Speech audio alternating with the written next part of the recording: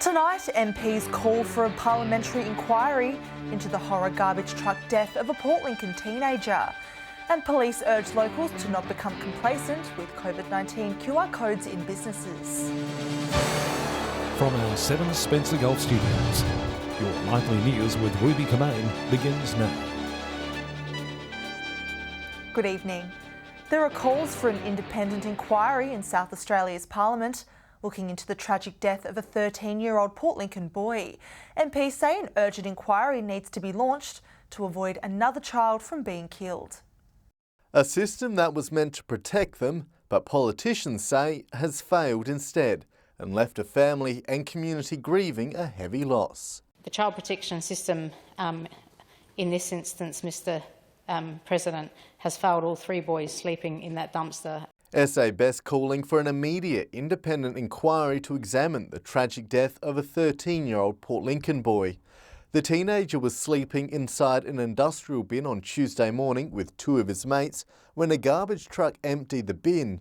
2 boys managed to escape, the other was tragically killed. What we don't know and what we must get to the bottom of is why. Labor also giving notice to move for a select committee to investigate all the circumstances surrounding the death, saying there's been systemic failures in the system. We know that more than 10,000 missing person reports relating to children in care were lodged in just 1 year, up significantly from the previous year. SA Best says it's a ticking clock, worried more lives could be lost if nothing is done soon. We cannot risk more children dying in any circumstances, but especially these. A spokesperson with the Department for Child Protection says the incident is now subject to a full SAPOL investigation and report to the coroner. Meanwhile, the proposed inquiry is set to be voted on when Parliament returns at the end of the month. Nathan Regter, 7 Spencer Golf News. Police are investigating an attempted armed robbery at a Whyalla service station earlier this morning. Just before 2:30 a.m, police were called to the business on McRitchie Crescent after a hold-up alarm was activated by a staff member. Police say a man approached the night window, reportedly armed with a knife, demanding cash from the operator. The offender left empty-handed and was last seen on foot along Head Street. He's described as Caucasian with brown short hair and a medium build. Anyone with information is asked to contact Crime Stoppers. The uptake of COVID-19 vaccines at Broken Hill's first dedicated clinic has been slower than expected, despite a surge in jabs across the state. The local rollout continues to expand as the federal government adds another vaccine to the program. Yesterday was a record-breaking day for COVID vaccinations across New South Wales, but things have been much slower at Broken Hill's first full-time clinic. As of yesterday, we've had 50 people go through. Certain numbers not as large as we expected. The clinic opened on Monday with the capacity to administer 220 jabs each day, a late change made to allow walk-ins as well as bookings. I think that's the fact that people are presenting is encouraging. But while there's been a slow uptake at the clinic, the local rollout is expanding further. 210 people receiving their first Pfizer vaccine last week. The local health district now looking to protect the families of health workers and emergency services. We are currently planning to increase our Pfizer clinic numbers. 128 people were tested in Broken Hill last week, a positive sign after low numbers over recent months. There's a reasonable number that are actually tourists, which is again encouraging. You know, our doors are open to really anyone. And we're now getting another vaccine for our arsenal, 25 million doses of Moderna to start arriving later this year. This provides some additional redundancy, which we've always sought. SA Health revealing this morning a young woman is in ICU with COVID-19 at the RA, saying it's a reminder that vaccines are still vital, even with no locally acquired cases reported today.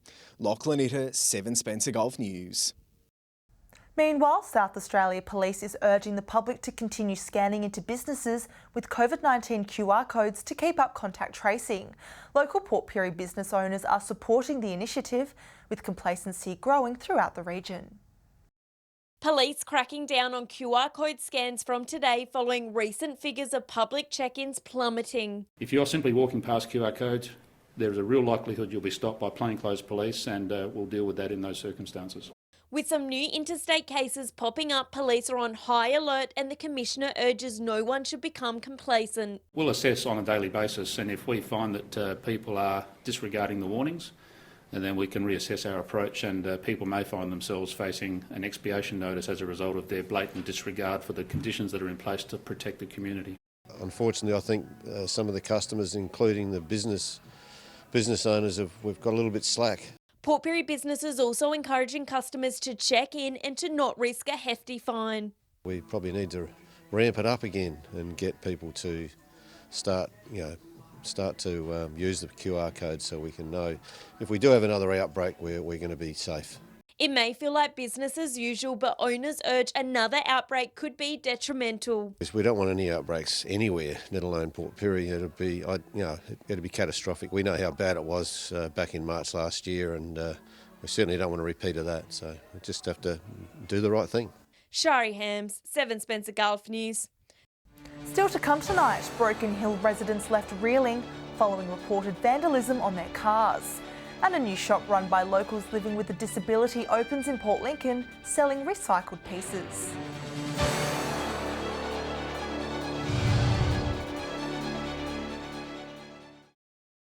Welcome back. A Broken Hill family has been left shaken and thousands of dollars out of pocket after a reported vandalism attack on their cars. The property is said to be targeted twice in less than a week, while the family were just metres away. 2 cars damaged over 2 nights in what's usually a quiet neighbourhood. You don't know if something's going to happen, if they're going to throw a rock through the window. You don't know. A Broken Hill family trying to understand why they've become victims of apparent vandalism. It's very quiet. You don't get many people up here at all. It all started over the weekend when the windows on this Holden Commodore were reportedly smashed. We heard a big bang, didn't think much of it, and then the next morning we've come out to find that the next door neighbour's car was smashed. Then early yesterday morning, residents say a rock was thrown at this ute. Police attended before reports another rock hit their house an hour later. Glad we've got cameras and they've just installed a camera as well, and now we've got a picture of the guy that's done it. Just need to try and find him now. Security now being ramped up. Neighbours say there's never been issues along the lane in the past. I've been here for 8 years and yeah, this is the biggest thing we've had happen in the laneway. Police say they're investigating the incidents and are asking anyone with information to contact them or Crime Stoppers. Come and apologise or come and say why he did it. Be nice. Lachlan Itter, 7 Spencer Gulf News. Those struggling to buy a house could be lucky in regional South Australia under the federal government's new 2% deposit scheme.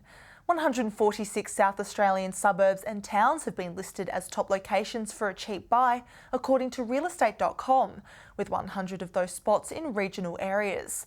Port Pirie West and Peterborough have both been flagged, with a median price between $89,000 and $110,000. A Port Lincoln business is helping to create a bit of joy for locals living with a disability. United We Made It is providing opportunities for those in the community that would otherwise find it difficult to secure a job. From sewing, painting and drilling, these workers do it all and with a smile on their face. We're like dancing and joke. United We Made It is where Winnie works and she wouldn't have it any other way. Why do you like working here, Winnie? With my friend here. The shop employs people living with a disability, helping sow confidence into those who would otherwise struggle to find work. I just couldn't wait to have a job. Something that I've always wanted, and it's hard for me to find a job in the community because I expect that no one would take on someone like me with a bit of disability. It's just because of the way I was born, but this didn't affect me at all. In the workshop, the team is buzzing away, painting old furniture and upcycling old materials. The products they make are then displayed in the shop front, which are all up for sale. We've been overwhelmed with the support that we've had from the community. Each member has their own passion, whether it's woodwork, weaving or sewing. For Anastasia, she's known as the queen of jewellery making. It's just been something I've always wanted to learn how to do, and since Joy taught me how to do it, I've been stuck with it. I call it my baby. And with plans to expand, the shop organisers say, watch this space. Nathan Regter, 7 Spencer Golf News. Port Augusta's available aged care services were in the spotlight today as local providers gathered to share information at a community event. While it was a scaled-down version of its previous Positive Ageing Expo, it was still a valuable event. Reaching the retirement milestone can be exciting, but also daunting. Port Augusta service providers today coming together, sharing presentations on services available in the community and how people can access them. We were educating our elderly customers how to obtain a home care package. So basically it's a package of care to encourage independence at home. It's a great opportunity to meet the local people within the age demographic that need the help from the services that we provide. Respirico, just one of the providers offering a range of products to residents, now opening a new store in the city. We have been supporting the community in this area for the last 15 years, but from our Whyalla base, opportunities now come available for us to open up a store in 75 Commercial Road where we can support the people on a more local basis. While the event was scaled back compared to previous years, attendees were pleased to see the return of the Sprout cooking duo. We're all about, showing people how easy it is to lead a healthy and happy lifestyle. We're going to do a little barramundi dish as well as a lamb kofta dish, and we're going to have a chat to them about some basic nutrition principles as well. Organisers hope the event provided older residents with the tools they need to continue living independently at home. But also if they are becoming increasingly frail, what's available to help them, whether that be some physical equipment or whether that be some social support or whether that be physical assistance in the home. Katrina Mussin, 7 Spencer Golf News. Stay with us after the break. A Port Pirie art gallery busier than ever, seeing high visitor numbers, while an Adelaide artist unveils his brand new exhibition in Port Augusta.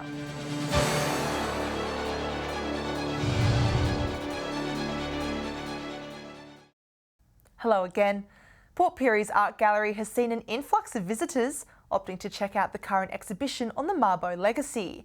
It comes as local artist Georgia Button is preparing to showcase her work in an upcoming show. The highly anticipated legacy reflection on Mabo turning heads statewide. An influx of gallery visits coming as an accolade to the exhibition's success. Yeah, numbers are really great, as well as the general tourism population that came through over the school holidays and most weekends and into the middle of the week. It's been really, really good. The exhibition exploring the Mabo family legacy with a special guest joining the gallery next week. Next week, as part of the Creative Industry Conference, Gail Mabo, so Eddie's daughter, will be here doing a talk as part of that Creative Industry Conference, which will be awesome. It also comes as artist Georgia Button prepares for her local debut. She hopes to share a piece of her upbringing with the community. Mainly around moving image, which is a fancy way of saying projections. And it's mainly about my experience growing up on a farm in Wandera and navigating life, living between the farm and the city. Her pieces will be part of the Sala exhibition in August. Very special to be able to have my family and the people, even neighbours and farmers around the district, being able to come in and see my work, which has been so informed by my experiences with those people. Shari Hams, 7 Spencer Golf News. Meanwhile, Port Augusta's Platform Gallery has welcomed a new exhibition showcasing the work of an Adelaide artist. It's his first time exhibiting at the gallery, with locals and visitors encouraged to check it out. Memories of the Flinders Ranges, depicted through art. Adelaide artist Richard Churchill, drawing on his love of the iconic landscape, now exhibiting his work at the Platform Gallery. Oh, it's lovely, but I want to be there. I want to be there all the time. This is, I think he was saying, the Flinders Ranges made me do it. So it's a recollection of his time in the Flinders Ranges. Richard has been involved with art his entire life and even had a career as an art teacher, allowing him to experiment and develop many styles and techniques. This particular exhibition actually brought family and friends and old students of Richard's together, and it was a lovely opportunity for all of those people to just connect and enjoy the moment and celebrate his work.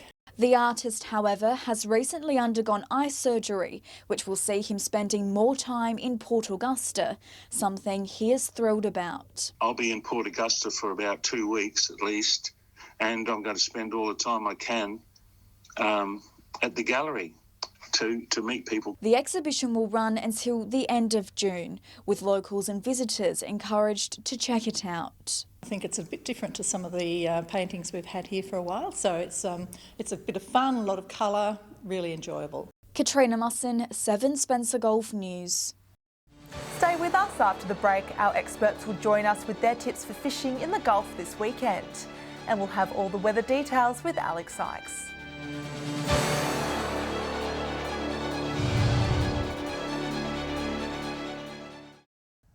Welcome back. It's that time of the week again where we hear from our fishing experts from across the Spencer Gulf. Here are all their tips for what's biting out in the waters this weekend. G'day and welcome to this week's fishing tips from Port Augusta, Jewel North. Well, the mornings are certainly getting quite cool. The King George whiting around, but also that slime starting to move in as well. And also the pufferfish are starting to move in, which is hampering the efforts on the whiting. A few garfish starting to come around, and they're really nice and big.